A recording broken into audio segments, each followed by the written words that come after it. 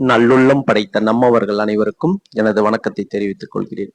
இப்போ நிஃப்டி அடுத்த வாரம் எப்படி இருக்கும் அப்படின்னு பாக்குறதுக்கு முன்னாடி லாஸ்ட் வீக் நம்ம என்ன சொல்லியிருந்தோம், என்ன நடந்திருக்குன்னு ஒரு கிளாஸ் பார்த்துட்டு வந்துருவோம். இப்போ பாத்தீங்கன்னாக்கா நெக்ஸ்ட் வீக்கை பொறுத்த வரைக்கும் இதுக்கு மேல ஒரு நல்ல ஒரு பெரிய கிரீன் கேண்டில் வரணும். பெரிய கிரீன் கேண்டில் இந்த இடத்துல வால்யூம் இங்க வால்யூம் ஜென்ரேட் ஆயிருக்கு பார்த்தீங்களா, அதே மாதிரி வால்யூமோட பிரேக் அவுட் ஆகிட்டு மேலே மூவ் ஆக ஆரம்பிக்குது அப்படின்னா கிராஜுவலா இன்வெஸ்ட் பண்ண ஆரம்பிக்கும். இப்போ லாஸ்ட் வீக் நம்ம என்ன சொல்லியிருந்தோம்னா, இங்க இருக்கு பாத்தீங்களா, இதே மாதிரி வால்யூமோட ஒரு கேண்டில் க்ளோஸ் வைக்கணும்னு சொல்றோம். அதே மாதிரியே நடந்திருக்கு பாருங்க.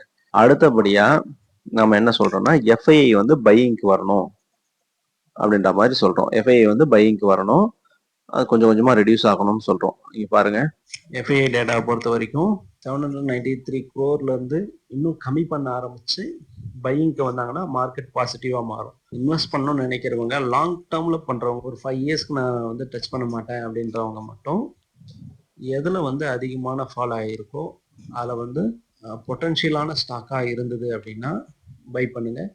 நம்ம என்ன சொல்றோம்னா, எஃப்ஐஐ டேட்டா சொல்றோம். இங்க பாத்தீங்கன்னாக்கா 793, அதுக்கப்புறம் வந்து பாத்தீங்கன்னாக்கா 1 டே மட்டும் நெகட்டிவா இருக்கு. அதுக்கப்புறம் கொஞ்சம் கொஞ்சமா கம்மி பண்ணிட்டு இங்க பாருங்க பாசிட்டிவா வந்துட்டாங்க. மறுபடியும் பையிங் சைடு வந்திருக்காங்க. ஓகேங்களா, இப்போ டிஐ தான் செல் பண்ணிட்டு இருக்காங்க, ஏன்னா அவங்க ப்ராஃபிட் புக் பண்றாங்க.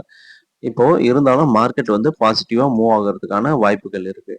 இப்போ நம்ம வந்து ஓரளவுக்கு பாசிட்டிவான ஸ்டேஜுக்கு வந்திருக்கோம். இதை வந்து நம்ம முன்னாடியே ப்ரிடிக்ட் பண்ணி சொல்றோம். முன்னாடினா எப்போ சார்னா, நான் டிசம்பர் மாசமே சொல்லியிருக்கேன் இந்த லெவல் வந்து தான் ரிட்டர்ன் ஆகும் அப்படின்றத. அதுக்கான வீடியோ வந்து நான் தனியா போடுறேன். நம்மளுடைய சேனலை ஃபாலோ பண்றவங்க மேக்ஸிமம் வந்து இன்வெஸ்டர் தான், நம்ம டே ட்ரேடர் கிடையாது. அதனால வந்து நம்ம டெய்லி வீடியோ போடுறது இல்லை, வீக்லி அனலைஸ் மட்டும் தான் போடுறோம்.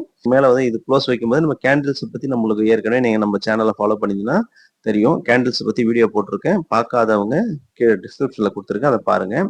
அதை பார்த்தீங்கன்னா இந்த கேண்டிலோட பவர் என்னன்னு தெரிஞ்சிருக்கும். இதையும் மேல புல்லிஷ்க்கு மாறினதுக்கான ஒரு வியூ தெரிஞ்சிருக்கும். இப்போ நெக்ஸ்ட் வீக்கை பொறுத்த வரைக்கும் என்ன நடக்கலாம், நெக்ஸ்ட் வீக்கை பொறுத்த வரைக்கும் இந்த ட்ரெண்ட் லைனை ஃபாலோ பண்ணுங்க. மார்க்கெட்டை இப்போ நெட்டா இப்போ இங்க இருந்து கிட்டத்தட்ட 1000 பாயிண்ட்டுக்கு மேல ஏறி இருக்கு. அங்க இருந்து லைட்டா கொஞ்சம் கரெக்ஷன் வந்துட்டு அதுக்கப்புறம் மேலே ஏற ஆரம்பிச்சுன்னா ஸ்ட்ராங்கா மேலே ஏறும். இப்போ நெக்ஸ்ட் வீக்ல இருந்து நீங்க என்ன பண்ணலாம் அப்படின்னா, கொஞ்சம் கொஞ்சமா அக்குமுலேட் பண்ண ஆரம்பிக்கலாம். நெக்ஸ்ட் ரெசிஸ்டன்ஸ் எது வரைக்கும் போகலாம், நெக்ஸ்ட் வீக் எது வரைக்கும் போறதுக்கான வாய்ப்பு இருக்குன்னா, மேக்சிமம் ஆச்சுன்னா 23,800.